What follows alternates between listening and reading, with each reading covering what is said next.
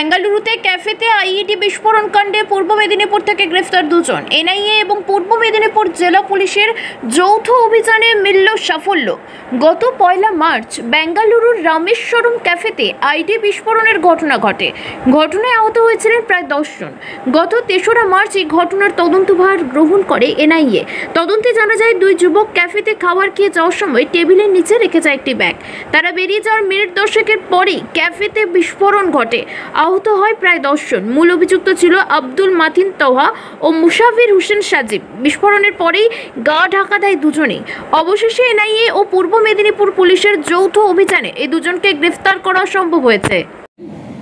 গতকাল রাতে আমাদের কাছে একটি ইনফরমেশন আসে এবং সেই ইনফরমেশনের উপর ভিত্তি করে পশ্চিমবঙ্গ পুলিশ এবং সেন্ট্রাল ইন্টেলিজেন্স এজেন্সির একটি যৌথ অপারেশন হয় এবং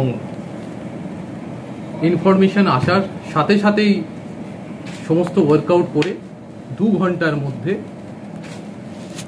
যে রামেশ্বরম ব্লাস্ট কেস আছে তার 2 জন অভিযুক্তকে গ্রেপ্তার করা হয়। আমি আবার বলছি, এটা একটা জয়েন্ট অপারেশন।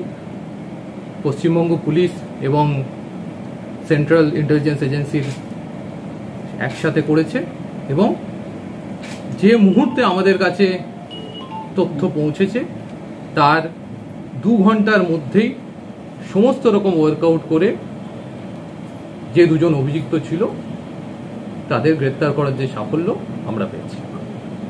অভিযুক্তদের কি পরিচয় পাওয়া গেছে? এই বিষয়ে যে কোনো যেটা ইনভেস্টিগেশনের বিষয়ে আপনাদের ইনভেস্টিগেশন এজেন্সি বলতে পারবে। আমরা এরা কতদিন ধরে ছিল? সমস্ত ইনভেস্টিগেশন রিলেটেড বিষয় ইনভেস্টিগেশন কোথা থেকে ধরা হয়েছে? বলছি দীঘার একটা হোটেলের কথা বলা হচ্ছে, এটা কোন hotel?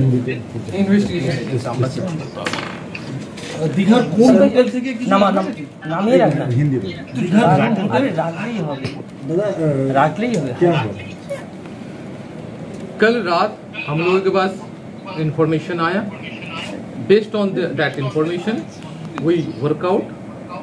It was a joint operation between West Bengal Police, State Police and Central Intelligence Agencies. Within 2 hours, 2 घंटे में ही इंफॉर्मेशन मिलने का 2 घंटे में हम लोग पूरा वर्कआउट करके जो रामेश्वरम ब्लास्ट है उनके 2 जो सस्पेक्ट थे उनको हम डिटेन कर पाए।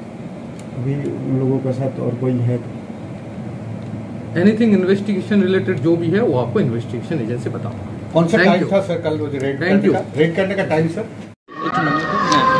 কদিন আগে তো মধ্যপ্রদেশ থেকে অ্যারেস্ট হয়েছিল কোনো এক জঙ্গি। বিজেপির আইটি সেলের সদস্য হয়ে মধ্যপ্রদেশে জঙ্গিরা বসেছিল। উত্তরপ্রদেশ থেকেও অ্যারেস্ট হয়েছে। তো যে কেউ বাংলার যে কোনো প্রান্ত, ভারতবর্ষের যে কোনো প্রান্তে যে কেউ আত্মগোপন করে থাকতে পারেন, তার সাথে কিছু নির্ভর করে না। ভারতবর্ষে এমনকি গুজরাট থেকেও জঙ্গিরা অ্যারেস্ট হয়েছে। তো স্বাভাবিকভাবে যদি গুজরাট থেকে অ্যারেস্ট হতে পারে, যদি মহারাষ্ট্রে তারা লুকিয়ে থাকতে পারে, মধ্যপ্রদেশে লুকিয়ে থাকতে পারে, উত্তরপ্রদেশে লুকিয়ে থাকতে পারে, বাংলার মাটিতেও কেউ থেকে থাকতে পারেন। তা আমার প্রশ্ন, তারা কাঁথিতে লুকিয়েছিলেন, বিজেপির তো নাকি বিরাট সংগঠন কাঁথিতে, তাদের নেতারা কেন জানতে পারেননি? এটা তো আমাদের প্রশ্ন থাকবে। হয় বলুন সংগঠন দুর্বল হয়ে গেছে, তৃণমূল এবার সিট জিতে যাবে, আর না হলে বলুন আপনারা সংগঠন থাকা সত্ত্বেও আশেপাশের খোঁজ পাননি কোথায় জঙ্গি লুকিয়ে রয়েছে। তৃণমূলের ঘাড়ে এই দোষ চাপিয়ে কোনো লাভ নেই।